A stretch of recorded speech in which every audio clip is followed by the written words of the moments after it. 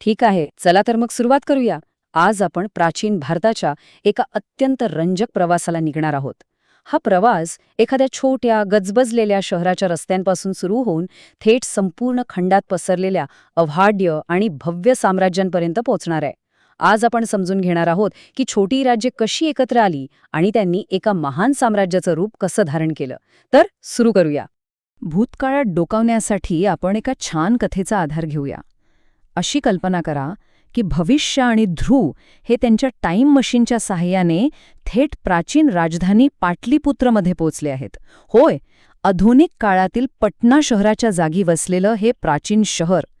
या गजबजलेल्या शहराच्या वेशीवर त्यांची भेट एका लोहाराच्या मुलीशी होते, जिचं नाव आहे इरा. आणि इराने त्यांना जे काही दाखवलं ना, ते खरोखरच थक्क करणारं होतं. इराने मोठ्या अभिमानाने सांगितलं, हा पूल आपल्याला सुरक्षित ठेवतो आणि ही नदी नाही तर खंदक आहे. विचार करा, शहराचं रक्षण करण्यासाठी एक उचलता येणारा लाकडी पूल आणि आजूबाजूला एक महाकाय खंदक. खंदक म्हणजे केवळ पाण्याचा प्रवाह नसून शत्रूला रोखण्यासाठी केलेली ती एक अभेद्य रचना होती. उंचच्या उंच लाकडी तटबंदी, पहारेकऱ्यांचे मनोरे आणि शहरातून संचलन करणारं शिस्तबद्ध सैन्य, हे सगळं त्या शहराच्या सुरक्षेची साक्षी देत होतं. जवळील जंगलांमधून आणलेलं लाकूड, औषधी वनस्पती आणि सैन्यासाठी खास पकडलेले हत्ती यांसारख्या नैसर्गिक साधनसंपत्तीने हे शहर किती समृद्ध होतं हे यातून अगदी स्पष्ट होतं. भाग 1. साम्राज्य कशाला म्हणतात.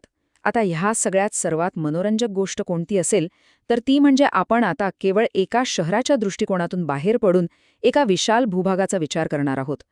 जेव्हा भविष्याने इराला विचारलं की तिचा राजा नक्की किती शक्तिशाली आहे, तेव्हा इराने अत्यंत अभिमानाने सांगितलं की तिच्या राजाचं राज्य इतकं मोठं आहे की नुसत्या घोड्यावरून त्याच्या सीमा ओलांडायला तब्बल 2 महिने लागतात. विचार करा, 2 महिने.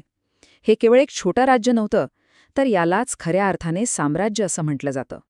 पण असा प्रश्न नक्कीच पडू शकतो की एखादा सम्राट इतक्या मोठ्या आणि वैविध्यपूर्ण प्रदेशांवर सत्ता कशी बरं प्रस्थापित करत असेल.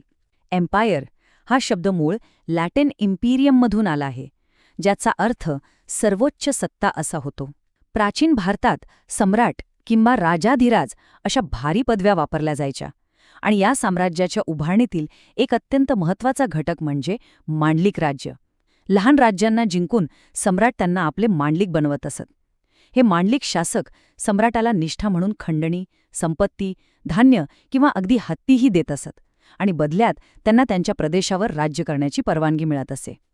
एक प्रकारे ही खूप हुशारीची खेळी होती.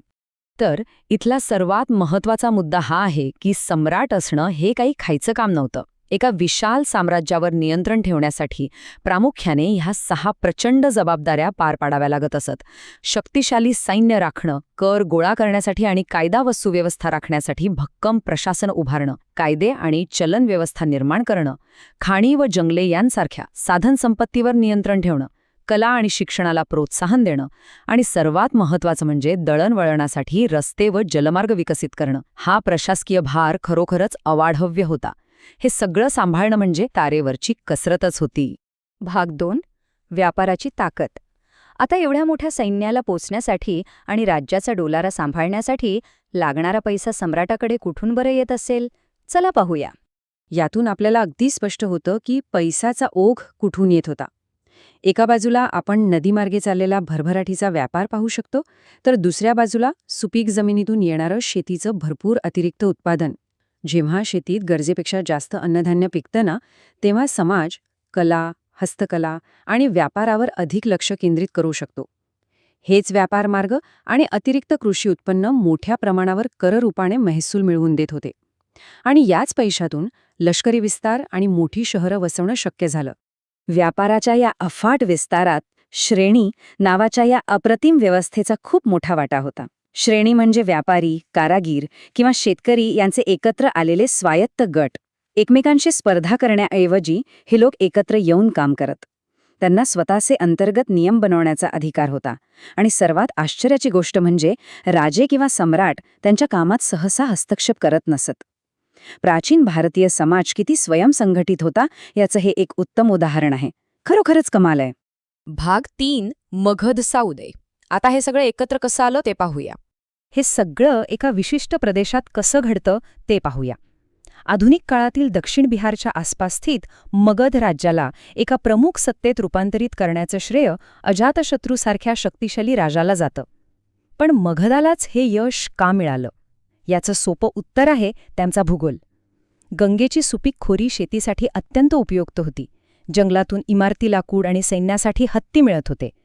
पण त्यांची सर्वात मोठी जमेची बाजू होती ती म्हणजे लोह खनिजाची उपलब्धता. लोखंडाच्या नांगरामुळे शेतीचं उत्पादन वाढलं आणि लोखंडी शस्त्रांमुळे सैन्याची ताकद कैक पटीने वाढली. शेजारील राज्यांवर वर्चस्व मिळवण्यासाठी हाच लोखंडाचा वापर एक निर्णायक फायदा ठरला. भाग 4. श्रीमंत नंद घराणे. आता आपण इसवी सन पूर्व 5व्या शतकाकडे वळूया. महापद्मनंद याने स्थापन केलेलं हे साम्राज्य अत्यंत श्रीमंत आणि प्रबळ होतं. पण प्रत्येक नाण्याला 2 बाजू असतात. उपलब्ध ऐतिहासिक स्रोतांनुसार नंद घराण्याचा शेवटचा सम्राट धनानंद हा प्रचंड श्रीमंत होता आणि त्याच्याकडे अवाढव्य सैन्य होतं. मात्र लोकांवर अन्याय आणि त्यांचा शोषण करण्याच्या त्याच्या धोरणांमुळे तो प्रजेमध्ये अत्यंत अलोकप्रिय ठरला होता. अफाट संपत्ती असली तरी प्रजेचा असंतोष कसा महागात पडू शकतो हे यातून अगदी स्पष्ट होतं. आणि याच असंतोषाने नंतरच्या काळात भारताच्या इतिहासाला एक नवीन वळण दिलं. भाग 5. अलेक्झांडर द ग्रेटचे आगमन. आता आपली नजर थोडी भारताच्या वायव्य सीमेकडे वळूया, जिथे एक मोठं वादळ घोंघावत होतं. अलेक्झांडर, ज्याला आपण सिकंदर म्हणूनही ओळखतो, त्याने मॅसेडोनियातून आपला प्रवास सुरू केला. आधी पर्शियन साम्राज्याचा पराभव केला आणि मग जगाच्या टोकापर्यंत पोहोचण्याच्या महत्वाकांक्षेने तो पूर्वेकडे सरसावला. इसवी सन पूर्व 327च्या सुमारास त्याचं अफाट सैन्य थेट भारतीय सीमेवर येऊन धडकलं. विचार करा, एका खंडावरून दुसऱ्या खंडावर असा हा अत्यंत वेगवान आणि अवाढ्य लष्करी विस्तार होता. पण हे आगमन काही शांततापूर्ण नक्कीच नव्हतं. भारतीय उपखंडाच्या वायव्य भागात अलेक्झांडरला राजा पोरस आणि स्थानिक जमातींच्या अत्यंत प्रबळ आणि हिंसक प्रतिकाराचा सामना करावा लागला. इथे झालेल्या भीषण लढाया आणि रक्तपात इतिहासात नोंदलेला आहे. अगदी ग्रीक नोंदींनुसार काही ठिकाणी स्त्रियांनी देखील पुरुषांच्या खांद्याला खांदा लावून युद्ध केलं.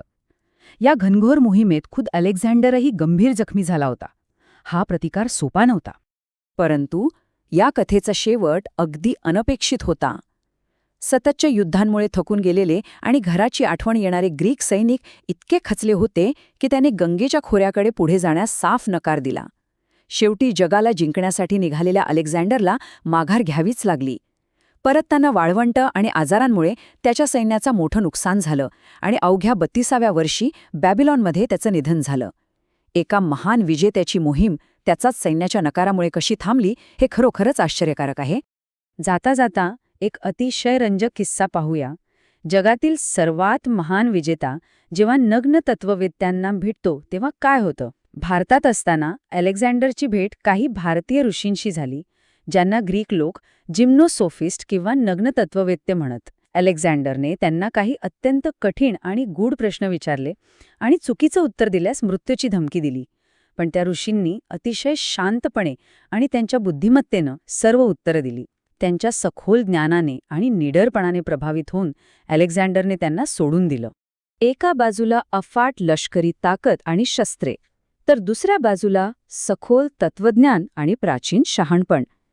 जेव्हा ही पाश्चात्य लष्करी ताकद आणि भारतीय तत्वज्ञान समोरासमोर आले तेव्हा त्यातून जो संगम झाला त्याने प्राचीन जगाच्या इतिहासावर एक न पुसता येणारा ठसा उमटवला. हे साम्राज्य विस्तार, व्यापार आणि वैचारिक देवाणघेवाणीचं चक्र खरोखरच थक्क करणार आहे, नाही का? यातून आपल्या महान इतिहासाबद्दल अजून जाणून घेण्याची उत्सुकता नक्कीच निर्माण होते. या विश्लेषणात सहभागी झाल्याबद्दल मनपूर्वक धन्यवाद.